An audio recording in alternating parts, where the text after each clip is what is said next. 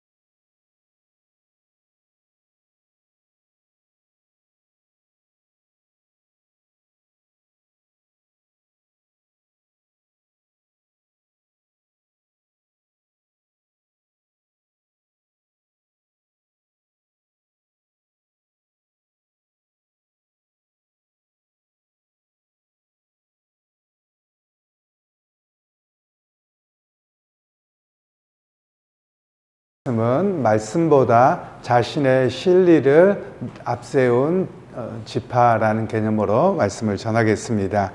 오늘 본문은 이제 내일까지 해서 요셉 지파에 해당되는 에브라임과 므낫세 지파가 받은 기업에 대한 이야기와 또 거기에서 여전히 해결되지 않은 이야기를 말씀하고 있습니다. 오늘 본문에 대한 이해를 할 때 우리가 한 가지만 다시 되새겼으면 좋겠는데요. 이 본문이 기록될 당시와 일이 진행되던 상황이 좀 차이가 납니다. 무슨 일이든지 그렇죠. 지금 일어나고 있는 현장에서 글을 쓰는 게 아니라 지나고 나서 글을 쓰는 것이죠. 그러니까 이스라엘 백성들이 가나안 땅을 다 점령한 이후에 한참 뒤에 글이 기록되면서 우리가 지금 문제가 뭐냐, 왜 문제가 이렇게 생겼느냐, 그것은 앞선 때에 우리가 하지 못한 것으로 인해 발목 잡힌 것이다. 이제 이런 개념들을 이야기합니다. 그래서 먼저 이 요셉 지파에 대한 이야기를 하면서 오늘 본문에서는 므낫세 지파가 먼저 앞에 나오게 되어지는데요. 그렇게 된 이유는 므낫세와 에브라임에게 실제로 요셉의 큰아들은 에브라임이고 둘째가 므낫세입니다.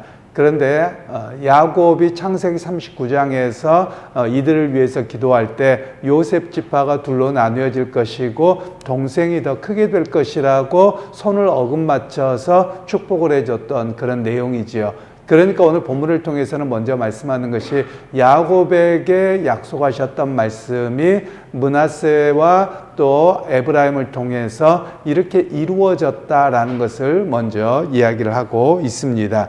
그러면서 이제 하나님의 약속대로 이루어졌는데 그래서 좋은 땅을 얻게 됩니다. 그들이 제비를 뽑았죠. 제비를 뽑을 때 우리가 생각하는 것과는 조금 다른 것으로 이야기를 합니다.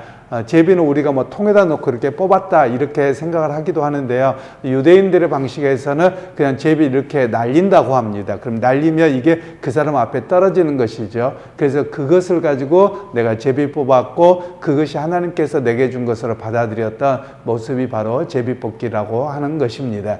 그런데 이 제비뽑기를 통해서 그들에게 주어진 땅인데 우리의 생각 속에서는 그냥 바람 불어서 자기가 날아갔지 뭐 이렇게 생각할 텐데 오히려 성경에서 그렇게 말하지 않고 제비를 뽑았는데 제비가 내 앞에 날아왔습니다. 그래서 그것을 통해서 하나님께서 여기는 내게 준 것입니다 라는 고백이 그들에게 있었던 것이거든요.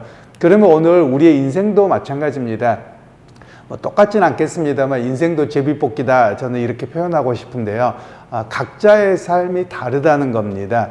어떤 사람은 뭐 부잣집에서 태어날 수 있죠. 또 어떤 집에서 좀 가난하게 태어날 수도 있고 어떤 집에서는 정말 사랑이 많은 집일 수 있고 어떤 사람은 그렇지 않을 수도 있다라는 겁니다. 우리가 생각하는 것처럼 다 똑같지는 않습니다. 다릅니다. 뭐 틀린 건 아니고요. 다릅니다. 그런데 믿음의 사람은 어떻게 하느냐? 내게 주어진 인생을 하나님이 주신 겁니다. 내가 내 제비입니다 라는 고백 속에서 살아가는 것이 필요합니다.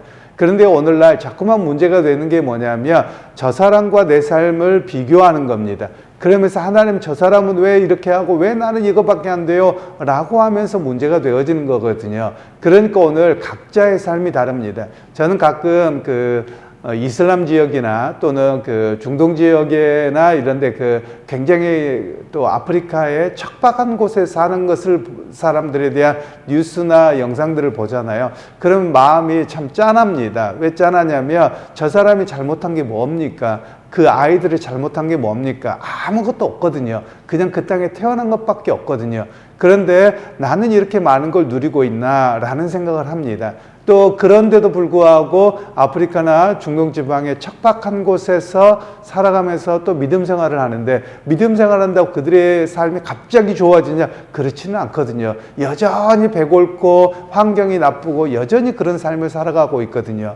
실제로 아프리카에서는 그런 이야기를 하곤 합니다. 아프리카가 기후 환경으로 해서 가장 큰 타격을 지금 입고 있거든요. 그런데 그들이 환경 파괴할 만한 일들을 많이 하고 있느냐? 그렇지 않거든요. 전혀 그렇지 않습니다. 오히려 유럽이나 또는 미국이나 또는 우리나라 같은 이런 나라들이 오히려 환경 파괴를 하는 그런 탄소 배출을 많이 하고 플라스틱을 많이 사용하고, 여기가 몇십 배, 몇백 배 이상을 더 많이 쓰면도 불구하고 우리는 환경 파괴를 심하게 경험하지 않거든요. 그런데 오히려 아무런 영향력을 미치지 않는 사람들이 더 큰 타격을 입고 있다라는 것이 지금 세계적인 이야기입니다. 그러면 오늘 우리가 그런 상황에서 볼 때 과연 내 인생이 왜 이렇게 벌받았나 이렇게 볼 수 있느냐라는 겁니다. 그렇지 않다라는 것이죠. 오히려 비록 그런 삶이 주어진 것 어떡하겠습니까? 그것은 알지 못합니다. 왜 하나님께서 저 한국 사람하고 아프리카 사람 비교할 때 한국 사람 복 주시고 아프리카 사람 벌 주셨느냐? 아니요, 우리는 그걸 몰라요. 하나님께서 왜 그의 인생을 거기에 태어나게 하셨는지, 또 이곳에 태어나게 하셨는지 전혀 알지 못합니다. 그런데 우리가 받아들이는 건 뭐냐면, 오늘 이 인생은 제비 뽑은 인생이어서, 제비 뽑힌 인생이어서 내가 이 자리에서 그럼에도 불구하고 주님 의지하고 믿음으로 살아가는 것, 그게 중요하다라는 겁니다. 그런 측면에서 오늘 므낫세 지파가 유독 좋은 땅을 받았습니다. 그 좋은 땅을 받았는데 왜 이들이 좋은 땅을 받았느냐? 잘 모르지만 그에게 하나님께서 분복으로 주신 것일 뿐이다 라는 이야기를 성경에서는 말씀합니다. 그리고 나서 그들의 약점을 하나 이야기합니다. 그래서 10절에 나와 있는 말씀인데요. 물론 이제 9절 말씀을 한 번 더 설명을 하고 하는 게 좋겠네요. 9절에 그 외에 므낫세 자손의 기업 중에서 에브라임 자손을 위하여 구분한 모든 성읍과 마을, 그 마을들도 있었더라. 이 말은 이제 에브라임 지파와 므낫세 지파가 둘로 나뉘어지기는 하는데, 그래서 성경에서는 이 지파에 대한 개념은 조금 그때그때 상황이 다른 것 같습니다. 12지파라고 이야기할 때 어떨 때는 요셉 지파와 레위 지파를 구분해서 12지파라고 사용할 때도 있고, 어떨 때는 므낫세와 에브라임을 12지파에 집어넣고 레위 지파를 빼버립니다. 왜 그러냐면 레위 지파는 자기들의 어떤 영역을 가지고서 살아가는 사람들이 아니라 이 12지파에 들어가서 그들은 기업이 없이 제사장으로 또는 이렇게 성실하게 하나님만 의지하고 살아가는 사람으로 있어야 되거든요. 그러니까 이들은 세력을 형성하지 않아서 어떨 때는 이들을 빼고 12지파로 이야기할 때도 성경은 있습니다. 그런데 오늘 므낫세와 에브라임 지파를 이야기할 때 므낫세 지파의 그 성들 안에, 그들의 지경 안에 에브라임 지파 사람들을 위한 성읍이 있었다라고 이야기를 합니다. 이 이야기는 다른 지파들과 다르게 다른 지파들은 경계선이 좀 분명합니다. 그런데 이들에게는 경계선이 아니라 그들 안에 에브라임 지파의 사람이 있다라는 것은 에브라임과 므낫세가 한 형제다. 사실은 하나의 지파여서 둘로 갈라진 것에 불과하신 것이지 그들이 서로 적대할 만한 또는 그들이 완전히 다른 지파는 아니다. 이런 이야기를 먼저 하고 있습니다. 그리고 이제 10절 말씀에는 그들이 게셀에 거주하는 가나안 족속을 쫓아내지 아니하였으므로 가나안 족속이 오늘까지 에브라임 가운데 거주하며 노역하는 종이 되니라. 하나님께서 가나안 7족속을 진멸하라고 하셨거든요. 그런데 오늘 므낫세 지파가 그걸 하지 않고 그들을 종 삼았다라고 이야기를 하는 겁니다. 그러면 이 므낫세 지파가 해야 되는 일은, 물론 오늘의 시각으로 보는 것은 좀 무리가 있다고 말씀을 드렸었는데요. 왜냐하면 오늘날의 시각에서 보면 저 민족을 요즘에 이제 인종 청소라고 이야기합니다만 그게 옳은 일이냐? 옳지 않지요. 오늘의 시각에서는. 그러나 그 당시의 시각에서 보면 하나님께서 이스라엘 백성들로 하여금 그들에 대해서 죄악이 관영함으로 그들을 진멸하고 내가 새 백성으로 서라, 이런 개념에서 이야기를 하는 겁니다. 그런데도 불구하고 이들은 왜 안 했느냐? 자기들의 눈에 보기에 이 사람들을 노예로 삼아서, 종으로 삼아서 일시키면 좋을 것 같거든요. 그러니까 이들이 그렇게 해버린 겁니다. 그런데 나중에 시간이 지나면 이들에 의해서 이 므낫세 지파가 발목 잡힙니다. 우상 숭배와 죄악을 여전히 그들의 발목을 잡아서 어려움을 겪게 되는 그런 모습을 이야기하는 겁니다. 그래서 오늘 우리 신앙생활하면서 하는 이야기가 그건 겁니다. 지금 오늘 우리가 보기에는, 내 눈에 보기에 이익이 되어 보여요. 실리가 있어 보여요. 그런데 하나님 말씀보다도 눈에 보이는 이익을 쫓아가면 시간이 지나고 나면 이거에 발목 잡힌다는 거예요. 그래서 오늘의 불편함이 있고 오늘의 이익이 없는 것 같아도 하나님의 말씀을 붙들고 살아가면 시간이 지난 뒤에 보면 그게 바른 길이었다라는 것을 이야기하는 겁니다. 그런데 많은 이들은 이렇게 하나님의 말씀을 붙들기보다도 실제로는 사람들이 어떤 선택을 하느냐, 경제적인 이득과 관련돼서 자기가 필요하면 이걸 붙잡고, 그리고 자기에게 손해가 나는 거, 손해도 아니지요. 사실은 그냥 이익이 되지 않을 것 같다, 그러면 하나님을 포기해버리는 이런 모습이 오늘 우리의 신앙인들의 많은 나타나는 그런 모습입니다. 예를 들면 뭐 이렇게 과거에 그 시골 같은 경우는 5일장이 있었지 않습니까? 5일장이 있으면 그날 장날 내가 가게를 합니다. 그럼 장날 손님이 당연히 많죠. 그럼 주일 성수를 해야 되는데 어떻게 해야 되느냐라고 할 때 어떤 사람은 주일 성수를 포기하고 장날말은 그냥 그렇지 하고 넘어가는 사람이 있습니다. 돈은 벌었겠죠. 그런데 신앙은 바르게 서지 못했습니다. 그리고 하나님 보시기에 주일 성수를 못함으로 죄는 지은 것은 맞습니다. 그런데 오늘날 어떤 사람은 그 당장의 이익을 포기하는 겁니다. 그러면 그 사람 경제적으로는 풍요하지 못했겠죠. 그런데 그것은 하나님 앞에 바른 길을 선택하고 믿음을 온전히 지킨 사람인 겁니다. 오늘날 여러분 과연 어떻습니까? 과거의 어른들은 주일 성수에 대한 개념이 강했는데 오늘날은 그렇지 않은 것 같습니다. 그러면서 핑계가 뭐냐? 당장 생존이 얼마나 어려운데 라고 이야기를 합니다. 그 이야기는 생존을 내가 다 해야 될 것처럼 착각하고 있거든요. 여러분 생각해 보십시오. 오늘 만일 길 가다가 내 인생이 끝난다고 하십시다. 그러면 내 인생이 오늘 내가 책임지는 게 아니거든요. 하나님께 있거든요. 그러면 오늘 우리가 해야 될 일은 믿음의 사람은 어떤 관점에서 바르게 서야 되느냐, 이게 더 중요하다는 말입니다. 그러기에 여러분 믿음 생활하면서 우리의 기준을 잃어버리면 안 됩니다. 하나님의 거룩한 백성으로 말씀을 따라 먼저 살아갑니다. 눈앞에 보이는 현실의 이익이 적더라도, 아니 주어지지 않더라도, 기회가 없어진 것처럼 보인다고 하더라도 믿음을 지키는 것이 우선입니다. 이렇게 살아가야 되는 것이에요. 바로 이게 그리스도인으로 사는 모습이라는 겁니다. 그런데 우리는 많은 경우에 뭐 안 그런 분들이 많겠습니다만, 그러나 요즘에 제가 그 외국에 있다가 한국에 돌아와서 본 그 충격이 좀 큽니다. 그게 뭐냐면 믿음을 먼저 선택하지 않습니다. 오히려 현실의 이익을 먼저 선택하는 게 훨씬 더 강해졌습니다. 그리고 그럴 수밖에 없고 사회가 그렇게 됐다라고 이야기합니다. 여러분, 사회가 그렇게 돼도 그리스도인은 그렇게 하면 안 되는 겁니다. 남들이 다 그렇게 한다고 해도 그리스도인에게 말씀을 붙들고 살아가는 겁니다 라고 해야 되는 겁니다.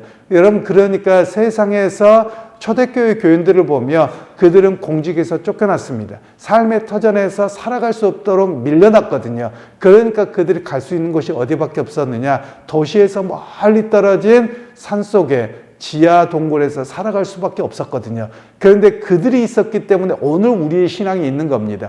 그러나 경제적인 이익을 따라서 대충 살아간 사람들은 시간이 지나잖아요. 그러면 전부 다 신앙이 사라져 버렸습니다. 우리가 역사적으로 하나를 이야기하면 그렇습니다.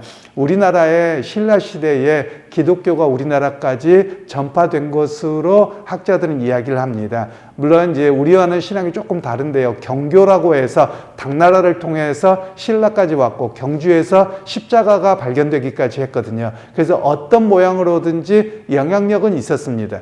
그런데 그들의 신앙이 중국의 당나라도 물론 핍박이 있었습니다만 당나라나 우리나라 신라에 흔적이 없어요. 그 이유가 무엇이겠느냐라고 하면 어떤 면에서 보면 비록 핍박을 당하더라도 신앙을 바르게 지켜야 되는데 그러지 않았다라는 겁니다. 그냥 흉내만 내는 어떤 그 모습이어서 흔적도 없이 사라져버리지 않았겠느냐, 이렇게 평가를 할 수 있는 겁니다. 여러분, 오늘 우리의 삶도 마찬가지입니다. 우리가 유럽 사회를 보거나 여러 사회를 보면 그들이 기독교 국가였는데 경제적인 실리와 눈에 보이는 이것을 문화적인 것으로만 따라가다 교회당은 텅텅 비었습니다. 근데 그들은 무슨 생각하냐면 자기는 크리스찬이고 천국 갈 것처럼 당연하게 여깁니다. 결코 그렇지 않습니다. 그건 착각에 불과합니다. 오늘날 많은 이들이 한국도 그 영향을 받고 있는 것 같습니다. 자기는 신앙생활 제대로 하지 않습니다. 그럼에도 불구하고 자기는 하나님을 믿는다는 거예요. 그런데 거꾸로 입장을 바꿔보면 하나님의 말씀을 따르지 않고 그 말씀대로 살지 않으면서 무슨 네가 나를 믿느냐, 하나님이 그렇게 말씀하시지 않겠습니까? 그런 측면에서 오늘 우리가 신앙생활의 기준을 다시 세워야만 합니다. 내 눈앞에 보이는 실리가 먼저가 아니라 비록 이익이 주어지지 않는다고 할지라도 믿음으로 오늘 끝까지 살아가야 됩니다. 그래서 하박국 선지자는 그런 이야기를 말씀하죠. 비록 밭에 소출이 없다 할지라도 나는 믿음으로 살겠다. 오직 의인은 믿음으로 말미암아 살리라. 이렇게 고백하고 있거든요. 오늘 우리가 그렇게 해야 된다라는 겁니다. 비록 경제적으로 세상적으로 유명해지지 않고 성공하지 못하고 또 풍성하지 못할 수도 있습니다. 물론 되어지면 좋겠지만요. 그럼에도 불구하고 믿음의 사람은 어떻게 해야 되느냐? 하나님의 말씀을 기준으로 하고 그 말씀에 합당하게 살아가는 그런 믿음의 사람이 되어야만 한다는 것입니다. 그런 측면에서 여러분 혹시 각자들을 한번 되돌아보시기를 바랍니다. 과연 내가 말씀을 따라서 온전히 서고 있는가? 아니면 말씀을 따르는 모양만 그렇게 내고 교회를 다니는 모양만 내고 사실은 내 실리 경제적인 이익을 따라서 움직이고 있는가? 우리 각자를 좀 점검하실 수 있기를 바랍니다. 그래서 오늘 또 믿음 따라서 온전히 살아가는 것이 무엇인지, 그리고 실리를 택했다가 나중에 그것에 계속 발목 잡힙니다. 한국 교회가 그렇습니다. 왜냐하면 한국 교회가 복음을 제대로 가르치지 않고 뭐만 가르쳤냐? 예수 믿어 복 받는다. 세상적인 복만 받는다고 가르친 거예요. 그래서 여기에 발목이 잡혀버렸습니다. 그래서 예수 믿음이 뭔지를 모릅니다. 한국 교회가 예수 믿고 기복주의로만 빠져버리다 보니 많은 사람들 결국 이 땅에서 부자가 되고 잘 먹고 잘 사는 게 하나님의 복이다. 그러니까 그것을 선택해버리게 되는 오늘의 시대가 되어버렸다는 말씀입니다. 바로 바른 복음을 가르치지 않음으로 인한 한국 교회가 발목 잡힌 현상이 오늘의 모습이라는 겁니다. 그러기에 여러분, 이제는 신앙이 교회가 여러분을 가르치기보다도 지키기보다도 각자가 지켜야만 하는 겁니다. 과연 내가 하나님의 말씀에 기준에서 바르게 살아가고 있는가? 혹시 내가 경제적인 이익이나 또는 사람들과의 여러 가지 속에 불이익이 혹시 주어질까 봐서 내가 신앙을 팔아먹고 있는 것은 아닌가? 우리 각자를 점검해야 될 때가 지금이라고 말하고 있는 것입니다. 그러기에 여러분, 오늘 하루를 살아가실 때 눈앞에 보이는 현실적인 이익을 먼저 선택하지 마십시오. 하나님의 말씀의 기준에 먼저 서십시오. 그렇게 해서 비록 손해가 난다고 하면 여러분, 하나님 앞에서 상급이 있을 것입니다. 이 땅에서의 손해가 전부가 아니라, 이 땅에서의 불이익이 전부가 아니라 우리는 하나님 앞에 섰을 때 그것에 대해 응당한 대가를 받는, 하나님으로부터 상급을 받는 그것을 바라보고 살아가는 사람인 것을 잊지 않고 여러분은 오늘 하루도 믿음의 자리에, 하나님 앞에 합당한 믿음의 자리에 살아갈 수 있는 그런 우리 모두가 되시기를 주님의 이름으로 축원합니다. 하나님, 오늘도 말씀을 통해서 이스라엘 백성들 가운데 므낫세 지파가 자신의 실익을 따라서 선택함으로 나중에 그들의 발목 잡힌 이야기를 보았습니다. 우리도 눈앞에 보이는 현실적인 이익만을 좇는 것은 아닌지 점검하게 하시고 하나님의 말씀을 기준으로 온전히 설 수 있는 우리 모두가 되게 하여 주옵소서. 예수님의 이름으로 기도하옵나이다. 아멘.